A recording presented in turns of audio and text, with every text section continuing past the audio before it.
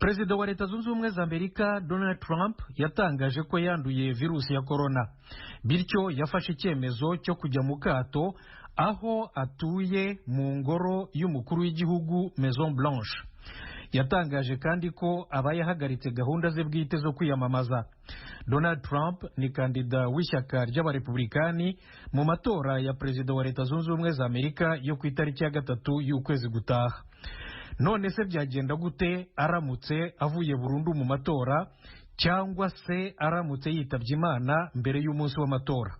Kugeza ubu ntibirabaho na rimwe mu mateka ya Leta Zunze Ubumwe za Amerika ko kandida wemejwe burundu n'ishyaka rye asezera cyangwa se yitaba Imana mbere y'umunsi w'amatora. Ariko abashakashatsi, abahanga mu bya politiki, abarimu baza kaminuza benshi batubwira ko amashyaka yombi akomeye mu gihugu, abademokrate n'abarepublikani, yabitekerejeho kandi arabiteganya, ashyiraho n'ingamba zo kubyigobotoramo biramutse bibaye. Ishyaka rishobora gukoresha inama kaminuza yaryo convention mu Cyongereza, ariko kubera igihe gito gisigaye gukoranya abantu ibihumbi mu gahe gato, cyane cyane no muri iki gihe cy'icyorezo cya virusi ya corona, mu by'ukuri ntibishoboka. Kubera izo mpamvu amashyaka yombi, abademokrate n'abarepublikani, ateganya ko perezida w'ishyaka akoranya byihutirwa komite nyobozi y'ishyaka yo ku rwego rw'igihugu, yonyine ikaba ariyo ihitamo kandida waryo mushya. Komite nyobozi ifite uburenganzira n'ububasha bwo kwihitiramo umuntu uwo ari we wese yishakiye. Ibi bishobora kuba igihe cyose umunsi w'itora utararenga. Mutese ko abaturage benshi ba Leta Zunze Ubumwe za Amerika bamaze iminsi baratangiye gutora bakoresheje impapuro z'itora zinyuze mu iposita, amajwi yabo yazaba imfabusa? Igisubizo cy'abashakashatsi scholars mu Cyongereza benshi ni oya. Ahubwo mu ibarura ry'amajwi rizatangira ku munsi w'amatora, bene aya majwi ashyirwa kuri kandida mushya ishyaka riba ryagennye byihutirwa. Kugira ngo bisobanuke neza, nk'ubu kandida Trump aramutse akomerejwe ku buryo ava mu matora, komite nyobozi y'ishyaka ry'abarepublikani yatora byihutirwa kandida w'umusimbura. Amajwi yose ubu muri iyi minsi arimo ajya ku izina rya kandida Trump yazahabwa kandida mushya ishyaka ryaba ryahisemo, nubwo kandida Trump yaba avuye mu matora burundu ku munsi w'itora nyakuri ku itariki ya 3 y'ukwa 11 gutaha. Niko amashyaka na leta zigize igihugu zabyumvikanyeho kugeza ubu. Hagati aho ishyaka ntirishobora na gato gukura kandida waryo mu matora. Igihe cyose kandida agihumeka, niwe wenyine ku giti cye ushobora kwivanamo cyangwa se akavanwamo n'urupfu. Ikindi, nta bubasha na gato kandida nawe ubwe waba wivanye mu matora afite bwo kwishyiriraho uwayamusimburamo. Ibi byose ni mbere y'umunsi w'amatora. Noneho se byagenda gute umuntu watorewe kuba umukuru w'igihugu cya Leta Zunze Ubumwe za Amerika aramutse apfuye mbere y'itariki yo kwimikwa? Ahaho hakurikizwa itegeko nshinga mu ivugurura ryaryo rya 20. Rivuga ko perezida watowe witabye Imana atarimikwa asimburwa na visi perezida biyamamarije hamwe, ubwo nyine visi perezida watowe. Uyu niwe uhinduka perezida watowe, akaba ari we wimikwa itariki igeze, agategeka manda yose y'imyaka 4. Ibi nabyo twazabigarukaho ku buryo burambuye mu gihe gitaha. Amakuru rero, Leta y'u Rwanda ivuga ko amashuri agiye gufungura guhera muri uku kwezi kwa 10. Ejo mu kiganiro n'abanyamakuru i Kigali, Minisiteri y'Uburezi yatangaje ko kaminuza n'amashuri makuru yujuje ibisabwa ariyo agiye guhita atangira vuba, ariko nabwo akubahiriza amabwiriza yo kwirinda icyorezo cya virusi ya corona. Eric Bagira ubusa araduye inkuru irambuye. Hari kaminuza ya Global Health Equity y'Ibutaro, hari African Leadership University. Madame Valentine Uwamariya, Minisitiri w'Uburezi mu Rwanda, ararondora urutonde rwa za kaminuza n'amashuri makuru zizafungura imiryango ku ikubitiro. Ni muri gahunda yo gufungura amashuri yari yarafunzwe kubera icyorezo COVID-19. Amashuri makuru na za kaminuza zatangajwe ko zizafungura ni 17, ariko nta tariki ntarengwa Minisiteri y'Uburezi yatangaje gutangiriraho. Ni nyuma y'ubugenzuzi inama nkuru y'igihugu y'amashuri makuru na za kaminuza yakoze, igasanga arizo zujuje ibyangombwa kugira ngo zifungurirwe muri ibi bihe bya COVID-19. Minisitiri w'uburezi Madame Uwamariya yabwiye abanyamakuru ko muri rusange nubwo amashuri makuru na za kaminuza bigiye gufungura muri uku kwezi kwa 10, abanyeshuri bazajya biga mu byiciro mu mugambi wo kwirinda COVID-19, ariko nanone hashingiwe ku byiciro byihutirwa. Uretse za kaminuza n'amashuri makuru bigiye gutangira mu kwezi kwa 10, hari n'amashuri yisumbuye azatangira muri uku kwezi, ayo nasanzwe agendera ku myigishirize ya gahunda zitari zo mu gihugu imbere. Tugiramo amashuri yigisha porogaramu zitari z'igihugu zo mu bindi bihugu. Izo ngizo zemerewe nazo gutangira zigendeye kuri iyo gahunda, ariko nazo hari ibyo zisabwa kuzuza.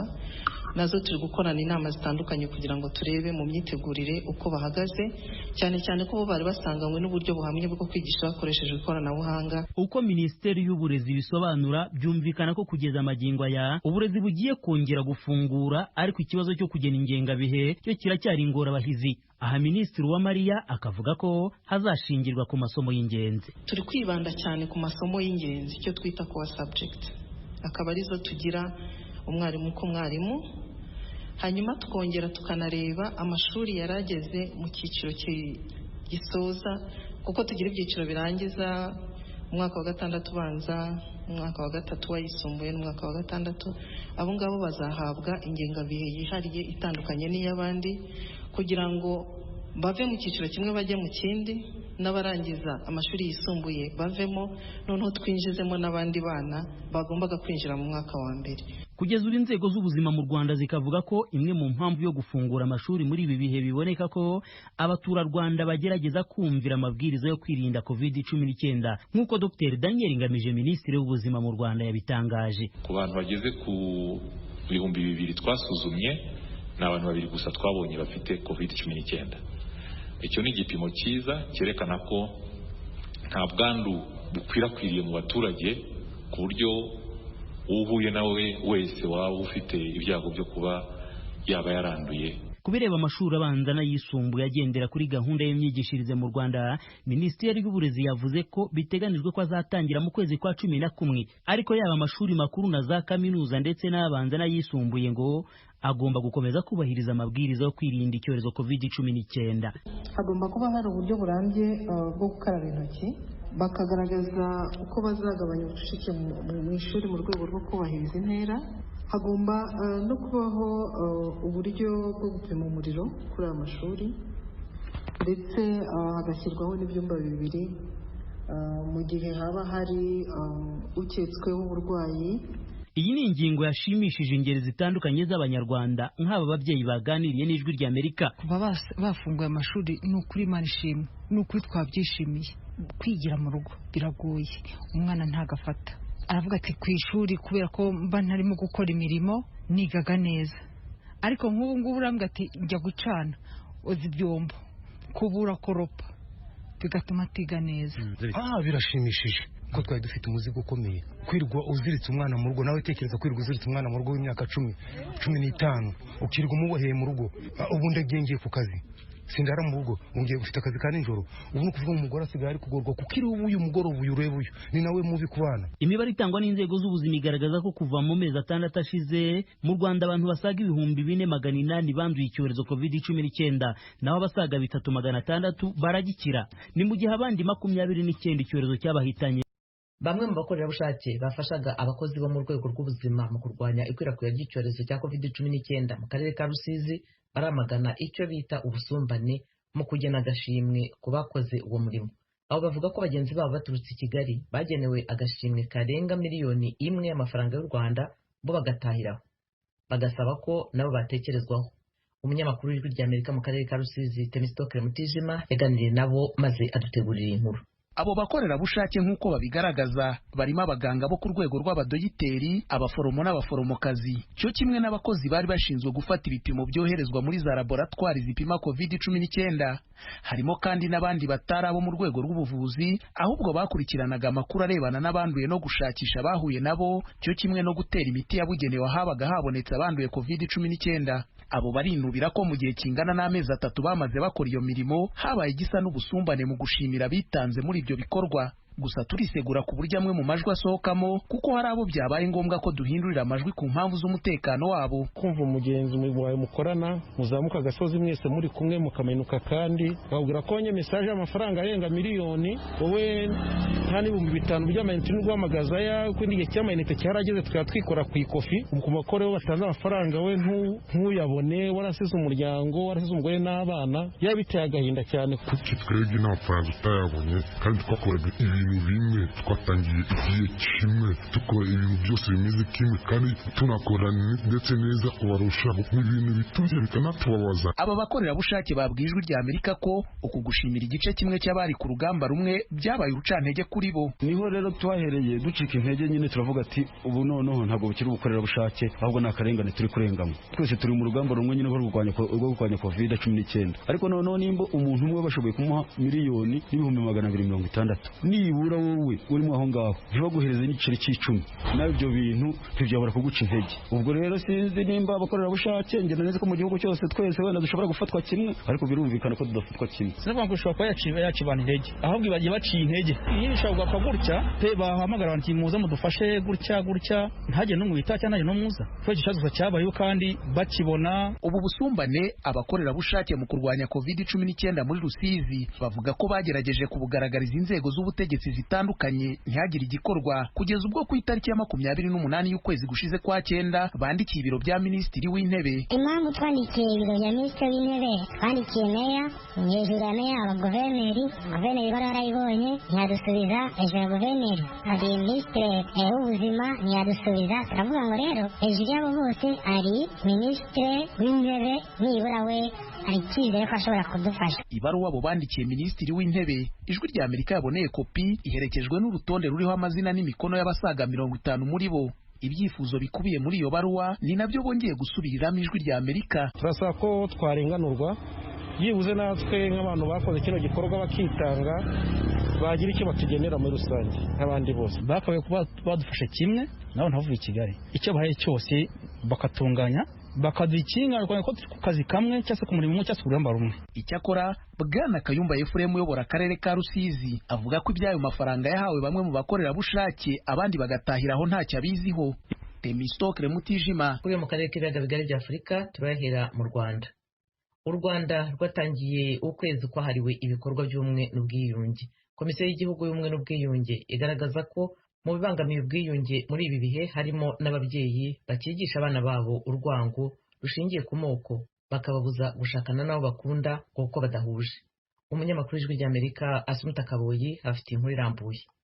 Buri mwaka tariki ya mbere z'ukwezi kwa 10 kugeza kuri 31 z'uko kwezi abanyarwanda bakora ibikorwa binyuranye bishimangira gahunda y'ubumwe n'ubwiyunge. Mbere y'icyorezo cya virusi ya corona, Komisiyo y'Igihugu y'Ubumwe n'Ubwiyunge yamaraga uko kwezi mu bikorwa birimo kwigisha abaturage akamaro ko kubana neza, guhemba abantu n'imiryango bagaragaje umwihariko mu bikorwa bikangurira abandi kubana neza. Umunyamabanga Nshingwabikorwa wa Komisiyo y'Igihugu y'Ubumwe n'Ubwiyunge Fidèle Ndayisaba asobanura ko muri ibi bihe ibikorwa byinshi bihuza abantu byahagaze kubera COVID-19. Uyu muyobozi atangaza ko nubwo intambwe yo kubana neza mu banyarwanda igenda iterwa, hari ingeso ababyeyi bagomba gucikaho mu burere bw'abana babo. Tukaba dushishikariza ababyeyi mbere na mbere kubyirinda kuko ni uguhemukira abana. Icya kabiri uretse kuba ari no kuba ababyeyi gito bashaka kuraga abana ibyabakomerekeje, ariko kandi ni no gukora ibyaha. Tukaba dushishikariza urubyiruko kubyanga, kutabyihanganira, kandi uwo bigaragaye aho bigaragaye yuko bakomeje kubangamirwa ku burenganzira bwabo bishingiye ku ivangura, bishingiye ku macakubiri, ntibabihishire. Ibibazo urubyiruko rwagiye rugaragariza imiryango imwe n'imwe ruhuriramo ibyinshi bishingiye ku kubuzwa uburenganzira n'ababyeyi ndetse n'imiryango yo guhitamo uwo bifuza kurushingana ngo nuko badahuje ubwoko. Bwana Jean Paul Ntwari umuyobozi wungirije w'umuryango Prison Fellowship Rwanda yasobanuye ibyiciro by'abana babagana. Rero abana bakomoka ku bakoze ibyaha bya jenoside ndetse no ku barokotse jenoside bagiye bagira inzitizi nk'izo ngizo, bakamenyanira ku mashuri, bakamenyanira mu bikorwa bitandukanye, bagira nk'umushinga wo kubana, wo kubaka urugo, ugasanga bagira iyo nzitizi. Uruhande rumwe ati ntituzabutaha, ntituzabashyigikira, ariko mu by'ukuri abana mu by'ukuri bararengana. so twagiye rero twegera iyo miryango bitewe n'ibyo twagenaga tugezwaho tukayigisha tukabereka mu by'ukuri isano bari abana bafitanye ry'ubunyarwanda. hari abagiye bafata nk'urubyiruko wenda rugafata umwanzuro rugakora ubukwe rugashyingiranwa imiryango yabo atereranye, bakagenda bakibanira bakavuga ati imiryango ni ibyabo ntabwo twe twabibayemo ariko bazatugarukira cyangwa se bazarorere. Kugeza uyu muryango umaze guhuza imiryango igera kuri 70 yari yaranganye bitewe n'uko batifuzaga ko abana babo bashyingiranwa kuko babaga badahuje ubwoko. Ubuhamya ijwi rya Amerika ryahawe n'urubyiruko rwagiye rubana rudashyigikiwe n'imiryango bagaragaza ko hari bamwe mu babyeyi batarasobanukirwa n'ubumwe n'ubwiyunge. Nakunze umukobwa ukunda ari umunyarwandakazi mu batari babandi twitabashije inyuma n'amateka, hazamo ikintu gikomeye arambwira ati nubwo nkukunda ababyeyi ntibabyemera, arambwira ati ariko nubwo ngukunda urudashoboka kuko ababyeyi barankuye. Ubwo rero ni ibintu bigaragaza yuko urubyiruko rwacu rufite agahinda, nta bwisanzure bw'imibanire n'abandi mu gushyingiranwa byabaho. Ku bijyanye n'amoko, umuryango w'umukobwa ntabwo bose babyumvagaho. Umukobwa ni umucikacumu, yewe ndi muri bamwe bita ngo ni abahutu. Baramubwiraga ngo ntabwo batemera ko anshaka, ariko umukobwa we ntacyo byari bimutwaye, ntacyo byamuhinduragaho. Yarankundaga pe, yarankundaga nanjye mukunda. Mushiki wanjye tuvukana we ubwo yigeze kumbwira ati iriya miryango uri gushakamo kubona batagushaka atugarusha n'iki ko kurabona uzubaka ukaguhira. Twarisinziye. Komisiyo y'igihugu y'ubumwe n'ubwiyunge isaba buri munyarwanda kudahishira umuntu uwo ari we wese wagaragaweho n'amacakubiri. Amategeko ateganya yuko gukurura amacakubiri n'ivangura ari ibyaha nk'uko nari nabivuze, kandi ibyaha bikomeye bihabwa ibihano biremereye. Ahangaha tukaba duhamagarira abantu igihe babonye ibikorwa, bumvise imvugo zirimo amacakubiri, zirimo ivangura, kubigeza ku nzego z'ubugenzacyaha zibegereye kugira ngo bikorerwe iperereza. Itegeko ryo mu mwaka w'2015 mu ngingo yaryo y'135 rivuga ko umuntu wese ukoze icyaha cy'ingengabitekerezo ya jenoside n'ibindi byaha bifitanye isano nayo ahanishwa igifungo kiri hagati y'imyaka 5 kugeza ku myaka 9 n'ihazabu y'amafaranga y'u Rwanda kuva ku 100,000 kugeza kuri 1,000,000 mu mafaranga y'u Rwanda. Urwego rw'igihugu rushinzwe ubugenzacyaha RIB ruherutse gutangaza ko mu myaka 5 ishize hakozwe amadosiye asaga 2,300 y'abakurikiranyweho ibyaha bifitanye isano n'ingengabitekerezo ya jenoside ashyikirizwa ubushinjacyaha. Asumta Kaboyi. Abarundi bahungiye mu Rwanda bakomeje gutahuka mu gihugu cyabo. Kuwa kane hatahutse ababa mu mijyi itandukanye y'u Rwanda. Umunyamakuru w'Ijwi ry'Amerika uri Kigali mu Rwanda Pierre Claver Niyonkuru abagezeho inkuru irambuye. Ni impunzi z'abarundi za mbere zitahutse zivuye mu bisagara mu Rwanda, bagize hanini n'ugwaruka hamwe n'abagore bafise abana. Ku ntonde zabo zifiswe n'ishami mpuzamakungu ryita impunzi HCR, biboneka ko nka bose bari bahunze bava mu gisagara ca Bujumbura mu mazone ya Musaga, Kinindo na Kanyosha, ubu hahindutse komine ya Muha. HCR rivuga ko abari biyandikishije bashaka gutaha bari benshi, ariko ko harabagiye barisubirako bagahindura ingingo ku buryo abatahutse bavuye Kigali, Ihuye mu ntara y'Amajepfo na Nyamata mu ntara y'Uburasirazuba bose hamwe barenga gato 150. Kugira ngo hahunguke abakwiye nk'uko byahora bigenda, haciye hongerwamo abavuye mu ikambi ya Mahama, aha havuyeyo abarenga gato 450. Kuri abo basubiye mu gihugu c'amavukiro, ubwoba buvanze n'akanyamuneza nivyo byabaranga ku mupaka wa Gasenyi Nemba ugabura u Rwanda n'u Burundi aho baciye. Shano kuri ndanezerewe ko basubiye mu gihugu c'amavukiro, ukiyumvira kuva aho wahora ukaja mu Burundi byitwa ngo ni mu gihugu c'iwawe. Nshaka mu gusa umutekano gusukuye nta kindi. Sura mu gihugu cy'amavukiro nishimye nezere cyishe kubona nitwe impunzi nk'umanyere yanagira iheretse. Umutekano yacu usaba ko bakomeza bakaturinda kandi tukabaho neza. Sa mahoro nta kindi cyonyene. Ubundi tukubaka igihugu cyacu. Nisimo gutaha kubera numva mu Burundi ari umutekano ntangeri kabisa. Oya ndi nkorokora umuryango usigaye inyuma uzaza nyuma nabo bariyandikiye isibye. Nsaba yuko nobona umutekano uhagize kabisa nkuko numva umutekano uri uhagize. Dushimye gose gusumba yaho na inyuma y'igihugu. i Kigali haracara abatarashaka gutahuka bagwiriyemo impunzi zahoze mu gisirikare mu mashirahamwe yigenga canke imigambi itavuga rumwe na leta nabo bati nka twebwe twahunze atari Burundi bwacu umugore yahukanye umugabo niwe aza gucura twebwe rero tutashe Burundi butadukeneye ntigoreka kutunyuruza na twebwe ubwa mbere nabasaba ko banza guhagarika ubwicanyi abanyagihugu bakiyumvamo yuko ari igihugu bashobora gutaha bameze neza. Ku ruhande rw'u Burundi izo mpunzi zaje kwakirwa n'abategetsi batandukanye bo mu bushikiranganji bw'intore hagati mu gihugu n'umutekano. Ico bikoze nta majambo menshi yahavugiwe, yamara n'ubu ubwo bushikiranganji bwitaho impunzi buracavuga ko hari impunzi zibuzwa gutahuka. Pierre Nkurikiye umuvugizi w'ubwo bushikiranganji yabivuze ubuheruka ahanyene ku mupaka wa Gasenyi Nemba yaje kwakira impunzi. Ico twosaba nuko intambamyi zose zinaniza impunzi kugira zitahuke zohagarara. Iri mpunzi ngaha igihe twakiriye umugwi wa mbere barivugiye bonyene yuko mu minsi ya mbere hagenda kwiyandikisha impunzi 1000 ku munsi bakandikamwo 50 kugira ngo babe barananiza ico gikorwa bazibuza gutaha mu gihugu cabo c'amavukiro kandi kiri atari igihugu cabo kandi atariho bamerewe neza kurusha cyane ziri muri iyo kambi y'Imahama. Ico gihe nyene Minema aribwo bushikiranganji bujejwe gukinga ibiza mu Rwanda ari nabwo bwitaho impunzi bwo bwemeje ko ubushaka gutaha atawumubuza bugahamagarira n'abandi bavyifuza kubisaba kugira ngo batahukanwe nk'abandi. Olivier Kayumba ni umunyamabanga ahoraho muri Minema. N'abarundi bashaka gutaha, iyo bashaka gutaha amategeko mpuzamahanga n'amategeko y'u Rwanda arabemerera. Iyo bifuje gutaha bashobora gutaha, abifuza kuguma mu Rwanda tuzakomeza tubakire. Umutekano w'abarundi bari mu Rwanda ndetse n'abandi banyarwanda bose umeze neza nta kibazo. Ishirahamwe mpuzamakungu ryita impunzi HCR ryabaherekeje rivuga ko kubona abarundi babandanya guhunguka bavuye mu mihingo itandukanye y'u Rwanda ari ikimenyetso ko ibivugwa n'u Burundi kw'impunzi zabujijwe guhunguka atari byo. Bobakar Bamba necegera c'utwara HCR mu Rwanda. Comme vous le savez, le rapatriement volontaire, c'est la solution idéale. Ati nk'uko mubizi gutahuka nico ciza ku mpunzi iyo ariyo yose kuko ubuhungiro ni bubi, ni igikorwa kizobandanya kugira ngo bibuze nuko impunzi zoca mu ishamba canke mu kinyegero. Twebwe kuva kera twamye dufasha impunzi yose yifuza gutahuka. Iki rero nicerekana ko kwa kutumvikana canke kutavuga rumwe ku gutahukana impunzi hagati y'igihugu zirimo nico zahunze kohera, kandi nibaza ko tuzoronka uburyo bukwiye kugira ngo tubandanye iki gikorwa. On était surmontés. On espère qu'on aura les ressources pour accélérer. Nk'uko vyerekanwa na HCR, impunzi z'abarundi zahungiye mu bisagara zirenga gato 10,000 mu gikambi ya Mahama yahungiyemo abarenga 60,000.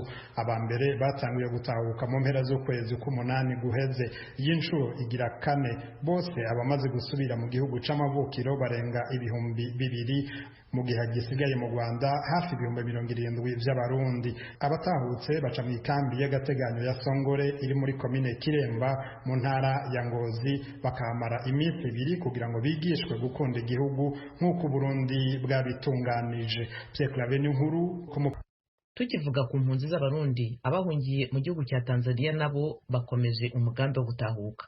Kuwa kane nabwo hatahutse abarenga 300 bagiye mu ntara ya Makamba, Rutana na Ruyigi baturutse mu nkambi za Nduta, Nyarugusu na Mutenderi. Umunyamakuru w'Ijwi ry'Amerika James Jovin ukorera mu gihugu cya Tanzania yaganiriye na bamwe mu bari bategereje gutahuka. Kuvuga ico kintu cyakiriye neza gose neza cyane bive n'ukuntu umuntu guhunguka ahunguka yuko avyumvisemo, kandi ico cyo guhunguka ku bushake ni ikintu ciza gose bashoboye gukora, nako twagishima gose twashakiriye neza cyane. Ukuri turanezerewe kubona dusubiye gutaha mu Burundi mu gihugu cyatwibarutse. Usubiye mu gihugu cy'amavukiro kugenda wumva kwa isaha. Kweri ndavyiteguriye neza, ndetse nubwo tuzoba dushitseyo tuzoteza kubana neza nabo dusanzeho, ndetse dukora imigambi iteza igihugu ese dusenyere ku mugozi umwe. Ngiye kugira ngo menye ukuntu imibereho yaho ukuntu imeze tumenyane n'abaho hanyuma abashitse banyakire mukuntu kwisuganya ndamenya ko umuntu arisanzwe ari inyuma y'igihugu ikintu kigoye kuba abimenyereye ubuzima bw'aho hantu bibaza ko bashobora kumenya ukuntu bashobora kurikana uyu muntu kubijanye n'ikintu cyose canke nibwo yasabwa kuko bamufasha asaba ko twofashanya tugafatana mu nda tukagerageza kugira ngo twiyitaho nako tukabitaho bwe twese turaba umugabo umwe kandi tugafashanya mu buryo ibintu ko abo dusanze bakatwakira neza nko tukabakurikirana mu buryo twebwe kumva tuzo twifashije twitaye abantu saba bari mu Burundi ndetse inshuti n'imiryango saba yuko botwitegurira ndetse n'akanyamuneza tuzoshima kubona dusiye kubona na twese dukomeye impungenge ziraba kuko ahantu maze igihe utahari n'ibintu bikugora byinshi kuko kugira umenyere biragoye kandi kugira umenye ati ibintu bimeze uku porogaramu nk'ubuzizi ibintu rero bisaba ko uhabwa umuco n'ababa basanzwe bahari kugira ngo umenye ati uwukora gutya nawe icyo bandanya n'iki bivanye n'ibyo usanzwe bagezeko.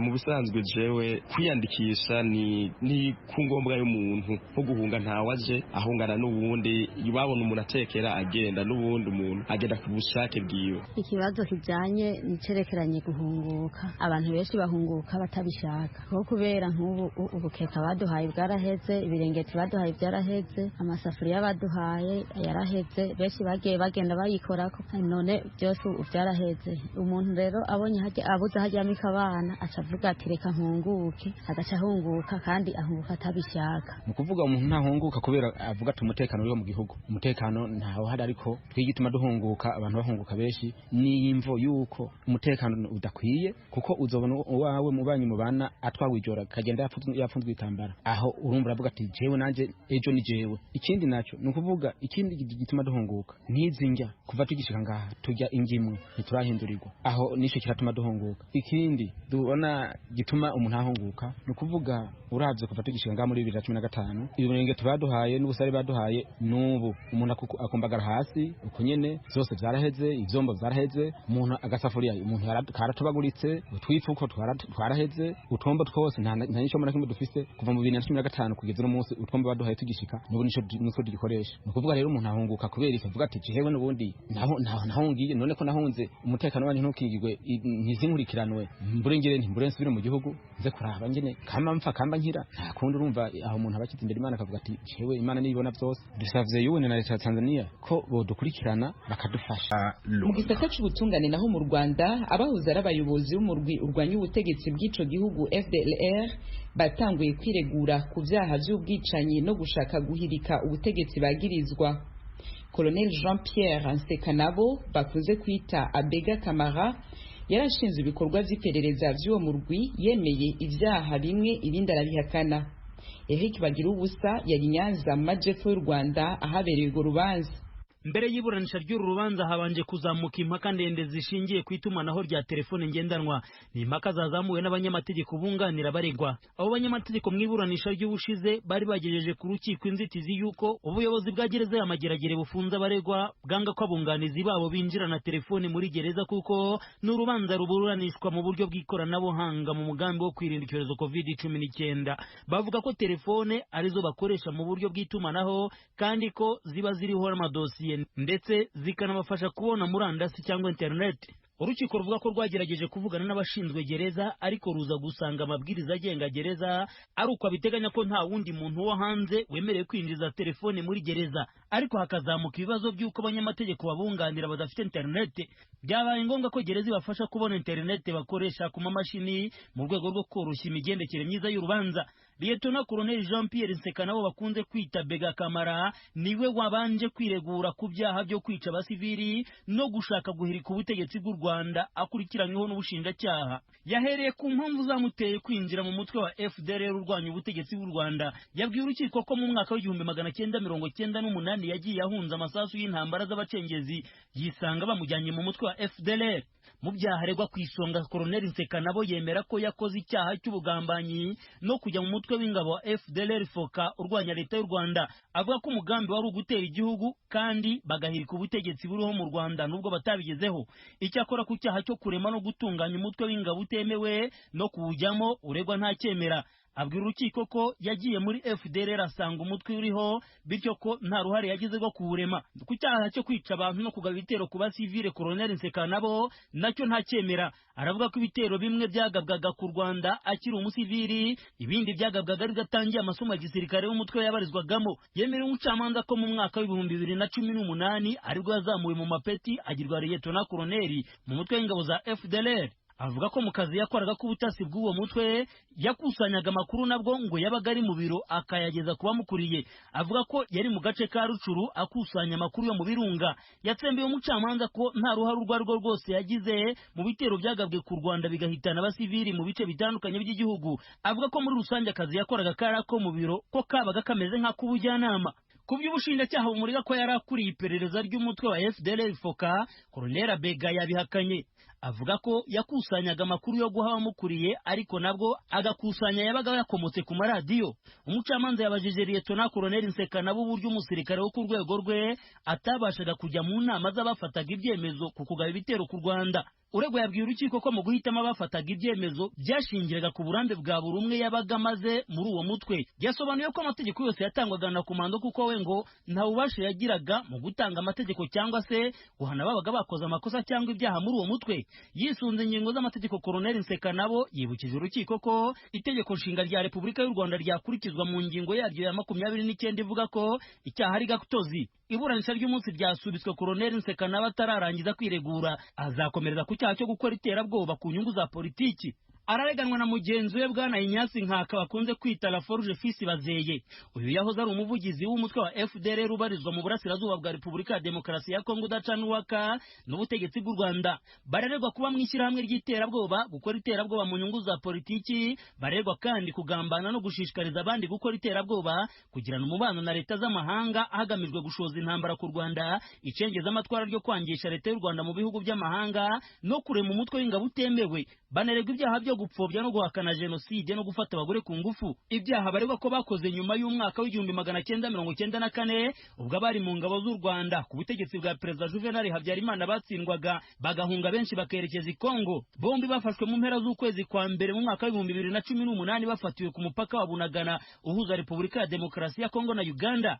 Urubanza ruzakomeza ku itariki 2 z'ukwezi gutaha kwa 11. Umunyarwanda riharanira impinduka muri demokarasi Paul Rusesabagina abereye umwe mu bayobozi bakuru byiyamirije ico gise inyuruzwa n'iburanishwa ririmo igifungu vya Paul Rusesabagina. Iryo shirahamwe risabira ibihano abagize uruhara muri uko kunyuruzwa. Bwana Faustin Twagiramungu, umuvugizi w'iryo shirahamwe riri Buruseli mu Bubiligi, amaze kuvugana na mugenzi wacu Jeffrey Mutagoma. Twebwe twabikoreye muri kadire nyine yacu ko dukorana nawe Twagiramungu, tuvuga ko mu by'ukuri uburyo yafashwe muri uburyo butemewe n'amategeko mpuzamahanga niyo bita komandira kidnapping. Tuvuga ko igihugu cy'u Rwanda niba kiri mu ruhando rw'ibihugu by'amahanga rutagombye gukora biriya, bagomba kwitwara nk'abantu batari nk'abantu bo muri Al-Qaeda. Ikindi nta kindi gihugu tuzi cyo muri Afurika kigize gikora ibintu bya kidnapping. Tuvuga ko Rusesabagina ari umunyarwanda, nako ari umunyarwanda wabaye impunzi, akaba afite ubwenegihugu bwo muri Bubiligi. Ariko rero ko aribo bagombye kugira uruhare ku uwo muntu.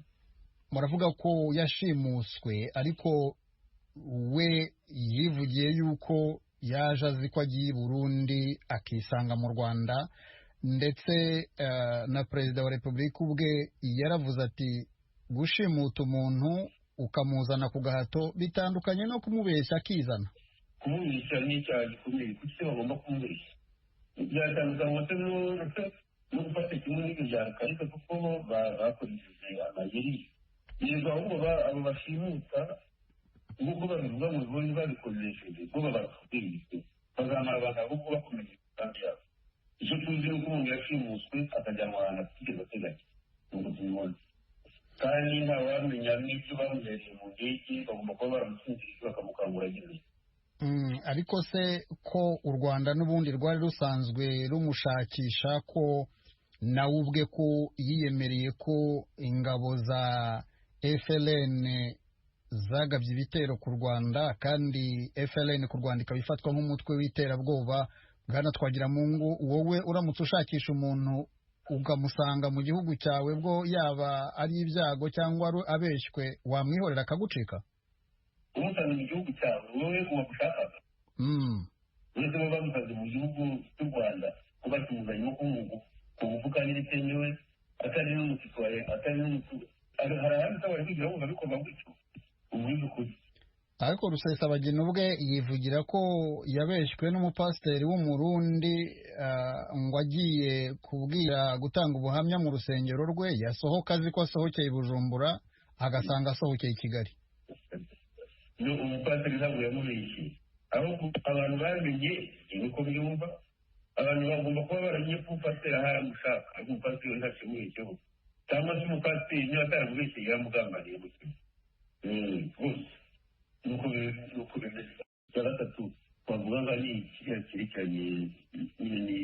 n'ibiri mu Rwanda umushefu leta ntakiboneka yari akwiye kugaragara agahumuriza abanyarwanda kuko kuba adahari biratera icyugazi kandi bimeze nabi ariko ejo bundi yaragaragaye mu nama y'umuryango wa FPR Inkotanyi ndakubwiye ko ariwe waragaragaye buriya kuko abo ngabo b'inkotanyi bavuga ntabwo twababonye agira harya avugira bakabatwereka bakamukomera mu mashyi tureba noneho akabona gufatika ntabwo ariko byagenda abandi b'abahanga bavuga ko ari ibintu by'ibihimbano ikintu cyazabikiza ko kuri uko bamwe babivuga yahaguruke agiye kuri stade Amahoro cyangwa se kuri stade Nyamirambo aramutse Rwanda azareba uko abihimba nka none waba umunsi mwiza wo kwibuka igihe bateye igihugu bakaba bajya wenda ahantu hamwe niyo yajyaga muri resitora abantu bakamubona ariko iyo bintu byo kugiteka ajya kwishimira za mikoro ntabwo tubyemera hari n'abavuze mu ndege none yagiye muri Leta Zunze Ubumwe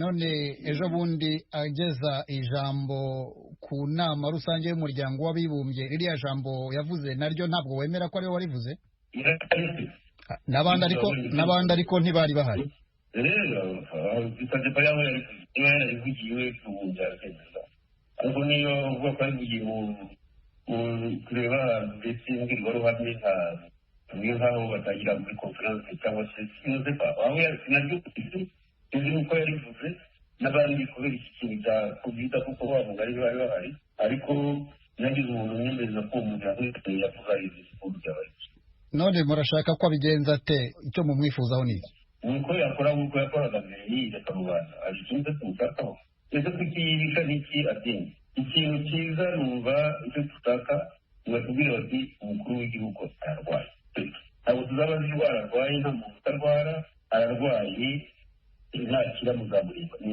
iby'ingenzi ntihagije ariko rero umuntu babeshya ngo yavugiye ku byuma ng'iki bacangacanga amafoto ye ntabwo yariye ntabwo kubera za kominikasiyo moderne ntabwo abantu bashobora kubikora mu gusoza bwana Twagiramungu muri ayo mashyaka yose umbwiye ni wowe mukuru w'ishyaka muri yo usigaye hanze utarafatwa n'u Rwanda ntabwo bufite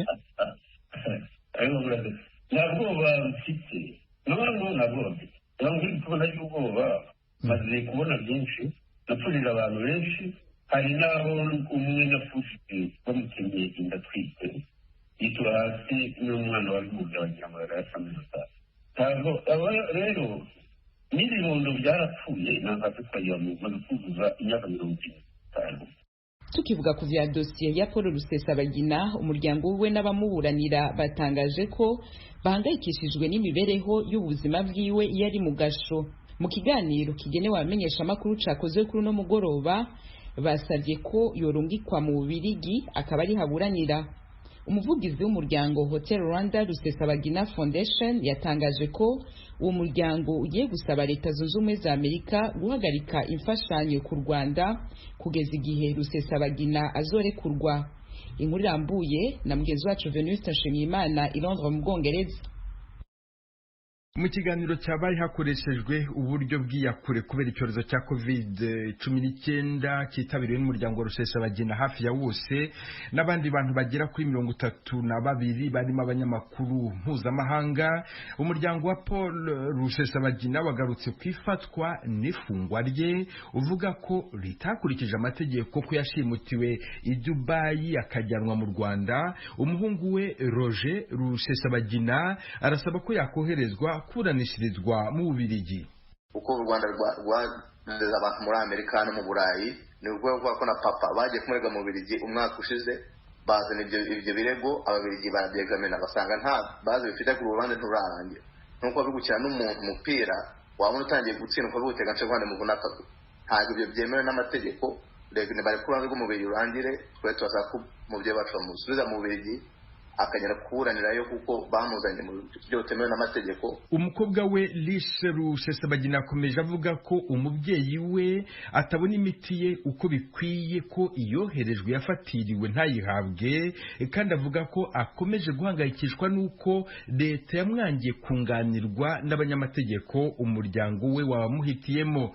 Senateur John Kennedy ukomoka muri leta ya Louisiana yaje mu kiganiro avuga ijambo rigufi ariko riremereye, avuga ko umuryango mpuzamahanga ugomba guhagurukira kubungabunga uburenganzira bwa Paul Rusesabagina. Ati niba leta y'u Rwanda yafata igafunga Rusesabagina ntawe uzasigara. I just hope the United States does everything it can. Ati ndizera ko leta zunze ubumwe za Amerika zizakora ibishoboka byose kugira ngo zotse igitutu leta y'u Rwanda. Ati nzakora ibyo nshobora byose. Ati kandi nijeje umuryango wa Paul ko umuryango wa Kennedy ubashyigikiye. Umwe mu bunganira Paul Rusesabagina mu mategeko Peter Robinson yavuze ko yatangajwe no kubona abunganira Paul Rusesabagina mu Rwanda batarasabye ko afungurwa by'agateganyo kubera icyorezo cya COVID-19 kandi bazi ko ashobora kucyandura. Umuvugizi wa Hotel Rwanda Rusesabagina Foundation Kitty Kolf yavuze ko umuryango ahagarariye ugiye gusaba leta zunze ubumwe za Amerika gufatira u Rwanda ingamba zikarishye. We will be calling on businesses that do business in Rwanda. Abashora imari mu Rwanda kubihagarika. Tuzasaba kongera guhagarika imfashanyo yageneraga u Rwanda n'imiryango itera inkunga guhagarika iyo yageneraga u Rwanda kugeza igihe Paul Rusesabagina azaba avanywe hafungiwe mu buryo butemewe n'amategeko. Mu gusoza ikiganiro, Anayishe Rusesabagina yasabye Perezida Paul Kagame w'u Rwanda uri mu ruzinduko muri leta zunze ubumwe za Amerika kurekura umubyeyi we Paul Rusesabagina agasubizwa umuryango we. Venuste Nshimiyimana, Ijwi ry'Amerika. Meyeline Vegas Perez amaze imyaka irenga 20 atabara abana batwawe n'abacuruza n'abakoresha mu bucakara bushingiye ku gitsina. Perez watsindiye icyo gihembo cy'ishami rya ONU ryita ku mpunzi HCR cy'uyu mwaka yarokoye abana babarirwa mu bihumbi. HCR mushimira ubwitange butagereranywa mu gufasha abantu bateshejwe ibyabo. Meyeline Vegas Perez uzwi ku izina rya Meye avuka mu birwa bya Caraïbe. N'umuhuzabikorwa w'umuryango udaharanira inyungu Renaissance Foundation wo mu gihugu cya Colombia washinzwe mu myaka irenga 30 ishize kandi watabaye abana babarirwa mu bihumbi 22. Umuvugizi wa HCR Boris Shishirikov yasobanuye ko umurimo wa Vergara yakomeje gukora ari igikorwa cy'ubutwari. Yabwiye Ijwi ry'Amerika ko Vergara ayoboye itsinda rijya mu turere tw'amajyaruguru ashyira uburasirazuba bwa Colombia ahakorera cyane abanyarugomo bacuruza abantu n'abanyereza. Igihembo The Nansen Award giherekezwa n'amadolari y'Amerika 150 yatanzwe na guverinoma y'Ubusuwisi n'iya Norvege. Biba byitezwe ko aya mafaranga afasha abayahawe gukomeza kongera ibikorwa byabo byiza. Inama nshingamateka ya Libani yemeranije uburyo ibiganiro bijanye n'urubibe n'igihugu ca Israel vyokorwa. Ejo ni Mukankusi n'ubarakomeza nino nkuru. Umuvugizi w'inteko ishinga amategeko ya Libani uyu munsi kwa kane yavuze ko uburyo ibyo biganiro bizakorwa byumvikanyweho na Israel kugira ngo impaka zishingiye ku mupaka hagati y'ibihugu byombi zirangire. Ubu ibi bihugu biri mu ntambara. Nabil Berri yavuze ko igisirikare kizayobora itsinda rya Libani. Mu kiganiro n'abanyamakuru, Berri yavuze ko imishyikirano ishobora kuzabera mu majyepfo ya Libani hafi y'umupaka babifashijwemo na ONU. leta zunze ubumwe za amerika nazo zikaba zakora ku buryo amasezerano agerwaho mu buryo bwose bwihuse bushoboka. Ubufaransa bwagiriza Turukiya kurungika abacangero i Nagorno-Karabakh, akarere kakomeje kugwanirwa na Armenia na Azerbaijan. Ejo ni Mukankusi aracakomeza. Ubufaransa uyu munsi kuwa kane bwavuze ko urimo gukorana n'Uburusiya kugira ngo imirwano ihagarare hagati ya Azerbaijan n'ingabo z'abo mu bwoko bw'Abanyarumeniya. Turukiya ihakanye ko nta bacancuro yohereje gufasha muri ubwo bushyamirane. Ubufaransa, Uburusiya na Leta Zunze Ubumwe za Amerika bigize umuryango wita ku mutekano n'ubufatanye mu Burayi, mu magambo make OSCE Minsk Group, washyizweho mu 1992 nk'umuhuza mu gushaka imyanzuro mu mahoro y'intara ya Nagorno-Karabakh. Iryo tsinda ntabwo ryari ryaterana cyangwa ngo rikorere hamwe itangazo kuva ubushyamirane bushya butangiye ku cyumweru muri iyo ntara yo mu misozi yinjira muri Azerbaijan, ariko iyobowe n'abo mu bwoko bw'Abanyarumeniya, ikaba yaritandukanije mu ntambara yo mu 1991-94. Perezida w'Ubufaransa Emmanuel Macron na mugenzi we Vladimir Putin w'Uburusiya bemeranijwe ko bikenewe gukorera hamwe kugira ngo ubushyamirane burangire binyuze mu masezerano y'Minsk. Ku masonga nk'itangura, amakungu arahimbaza umunsi wahariwe abageze mu zabukuru. Mu Burundi, ishirahamwe Age Sans Barrières riharanira agateka k'uwo muce risaba leta kuronsa ubuzi abageze muri iyo myaka kugira ngo bagume bumva ko bafite agaciro mu kibano. Umenyesha makuru wacu Eloge Urikaneza adushikaniye mu kigo citiriwe Umweranda Elizabeth kibarizwamwo abageze mu zabukuru mu Burundi. Amajana 345 twendewa sinkimenya aho navukiye mugabo kuri kananga muntu imyaka n'amajana ya akwiye oya amajana 2 kweli. Uyu ni mutama n'umutamakazi wo mu kigo cy'Itarageze mu zabukuru cyitwa Sainte Elizabeth cyarukira bene Mukama muri zone Rohero ku mugwa mukuru w'ubutunzi Bujumbura. Naho hamwe nk'aba kuri 50 cyakiriye batakimenya imyaka yabo, ukuze muri bo bakaba umutamakazi w'imyaka 110, umunsi wabahariwe barawibuka. Bashimira ikigo cyabakiriye ku myaka yabo mibi, mbere bemeza ko uburemere bwayo batabwo bacumva. Uyo muranda uhimbaza nejo bundi kuri kwa gasore twaramanutse n'umufase ni hariya baragira iminsi mikuru simbaza kunezerwa kubera azo basa ariko kuwa umunsi w'Imana, umunezero mwinshi turanezerewe tuvyakira neza, ndabona ko tuvyibushe kandi twari dushaje tukasha tuba bato bato. Akanyamuneza twamana iminsi yose dusenga, hanyuma tuhejeje gusenga tugafungura, akanyamuneza kama baradufasha baratugaburira bakatwambika. Iyo hageze kuwo mukuru ho bigacika tugatamba tugatarika. Iyo ushitse ngaha ntimenya ko tugeze mu zabukuru ucumyaga turabagene nyene Barthélemy Tuvuga twashira hamwe rihani agateka k'abageze mu zabukuru Age Sans Frontières asigura ko uburenganzira bwabo butegerezwa kugira ico bwisangije n'arikirwa muntu nk'abandi bitumwe nuko imyaka yabo hahise itabemerera kurangura akazamwo n'ingwara. Uburenganzira bw'umuntu akuze busa n'ubw'umuntu wese asanzwe, mugabo buratandukanye mu vyerekeye gufungura, kwambara, kwiyunguruza no kuja hamwe n'abandi.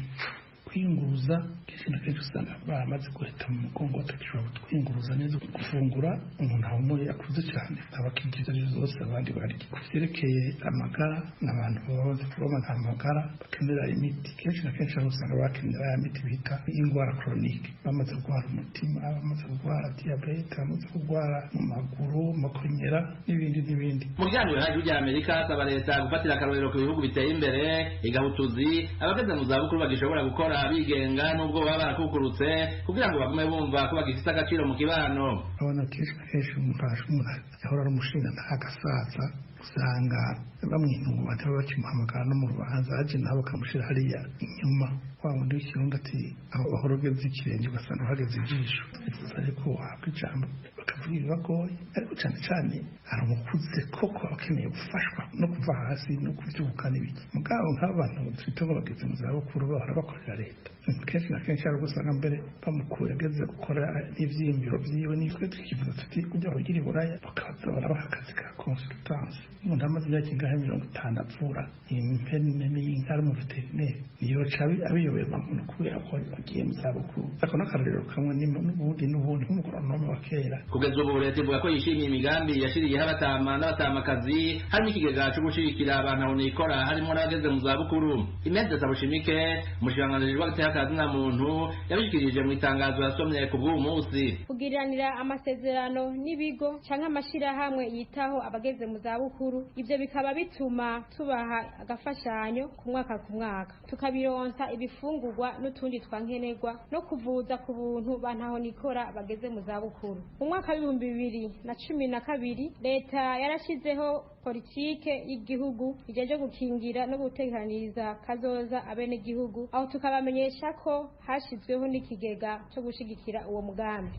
Byongeye n'icubahiro umukuru w'igihugu cacu Evariste Ndayishimiye ahejeje gutanguza umugambi ukomeye wo kuvuza ku buntu abageze mu zabukuru no kugira akarusho kisumbuye ku gahembo baronka bakukurutse. Siku bwabara gushira hamwe rihani agateka k'abageze mu zabukuru ashima ko umukuru w'igihugu wari yabageneye rizobaramira bigizwe no guhembwa umushahara bahorana bakiri mu kazi hamwe no kuvugwa ku buntu, ariko hamusaba kwitwararika ku bisata bijejwe bishira mu ngiro. Dushimire n'icyubahiro umukuru w'igihugu byatwemereye byinshi ariko bariko barabishira mu ngiro. Umuntu akuze yagikintu cyane kiba gikenewe cyane muri zo duruwa ziwe ni ugufungura, aronse twafungura yagwara akaronka umuvura twaramukomeye amashe kandi ubu tuzamukomera amashe tukamusaba yuko mugabo yoraba urazi kwemera n'ababishira mu ngiro bakarako babishira mu ngiro. Mu Burundi ikigo cy'umwaka kigira giti turi kumwe twese twamena ntaryo twitwararika abageze mu zabukuru, nayo ku isi yose kivuga giti dukingira abageze mu zabukuru imbere mu kiza ca virusi ya corona n'inyuma yaco. Mu Burundi kandi kiretse ibigo bike by'abihebeye Imana nta byinshi abageze mu zabukuru beganirizwamo n'abafite mikoro yo kwirihira kugira ngo bitabweho uko bitegerejwe.